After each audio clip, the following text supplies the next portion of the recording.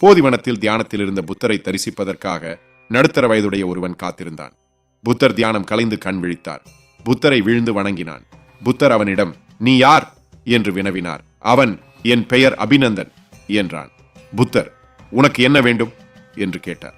அபிநந்தன், பெருமானே, நான் ஒரு ஏழை. எனக்கு மனைவியும் 3 குழந்தைகளும் இருக்கிறார்கள்.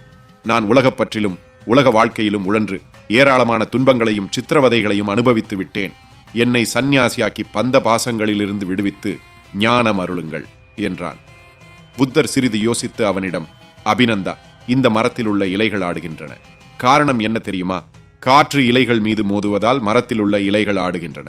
மனித மனங்கள் இந்த இலைகளைப் போன்றவை. மனித மனங்கள் மீது உலகப்பற்று என்கிற காற்று வந்து மோதுகிறது. அதனால் மனங்கள் ஆடுகின்றன, அலைபாய்கின்றன. முதலில் உன் மனத்தில் உள்ள பந்த பாசங்கள் அனைத்தையும் உன்னால் நீக்கிவிட முடியுமா என்று கேட்டார். அபிநந்தன், புத்த பெருமானே, என்னால் பந்த பாசங்களை துறந்துவிட முடியும் என்றான். சரி, அப்படியானால் நீ இன்று முதல் போதி வனத்திலேயே தங்கலாம் என்றார் புத்தர். சில நாட்கள் கடந்தன. ஒரு நாள் புத்தர் அருகில் உள்ள குளத்திற்கு நீராடுவதற்காக சென்றார். அப்பொழுது அவர் ஒரு மரத்தின் கீழ் அபிநந்தன் பக்கத்தில் ஒரு நாய்க்குட்டி நின்று கொண்டிருப்பதை பார்த்தார். புத்தர் அவனிடம், அபிநந்தா, இது ஏது என வினவினார். அபிநந்தன், பெருமானே, இது என் நாய்க்குட்டி. இது என்னை விட்டு அகல விரும்புவதே இல்லை. எப்போதும் என்னுடனேயே இருக்க விரும்புகிறது. ஆதலால் இதை மட்டும் என்னுடன் வைத்துக் கொள்ள அனுமதிக்க வேண்டும் என்று கூறி இழுத்தான். புத்தர் சிரித்துக்கொண்டே அங்கிருந்து சென்றார். மேலும் சில நாட்கள் கடந்தன. புத்தர் முன்பு போலவே நீராடச் சென்று கொண்டிருந்தார். இப்போதும் அபிநந்தன் அதே மரத்தடியில் நின்றிருந்தான். அவன் அருகில் நாய்க்குட்டியுடன் ஒரு சிறுவனும் நின்று கொண்டிருந்தான். புத்தர், அபிநந்தா, இந்த சிறுவன் யார் எனக் கேட்டார். அபிநந்தன், ஐயனே, இவன் என் மகன். இவன் இந்த நாய்க்குட்டியுடன் எப்போதும் இருக்க விரும்புகிறான். இவனால் இந்த நாய்க்குட்டியை விட்டு பிரிந்திருக்க முடியவில்லை. ஆதலால் இவனையும் என்றான். புத்தர் மீண்டும் சிரித்தவாறு அங்கிருந்து சென்றார். மேலும் சில நாட்கள் கடந்தன. அன்றைய தினம் புத்தர் நீராட குளத்திற்கு சென்று கொண்டிருந்தார். குளத்தின் கரையிலிருந்த அதே மரத்தடியில் முன்பு போலவே அபிநந்தன் நின்று கொண்டிருந்தான்.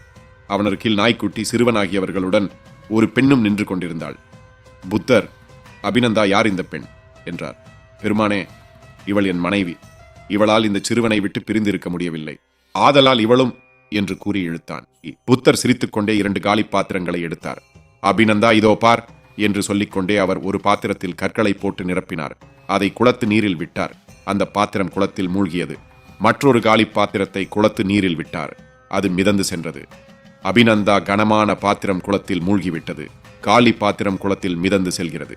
கனமான பாத்திரம் என்பது பந்த பாசம் எனும் உலகப்பற்று நிறைந்த பாத்திரம். அது பிறவி துன்பங்கள் என்ற கடலில் மூழ்கிறது. காலி பாத்திரம் என்பது ஞான பாத்திரம். அது மூழ்காமல் மிதந்து செல்கிறது. தலையிலிருந்து சில கேசங்கள் தாமாக உதிர்ந்து விடுகின்றன. அவ்விதம் உதிர விரும்பாத கேசங்கள் தலையிலிருந்து கொண்டே நரைத்து நம்மை கேலி செய்கின்றன. உதிர்ந்த கேசங்கள் ஓடிவிடுகின்றன. உலகப்பற்று இல்லாதவர்கள் உதிர்ந்த கேசங்களைப் போன்றவர்கள்.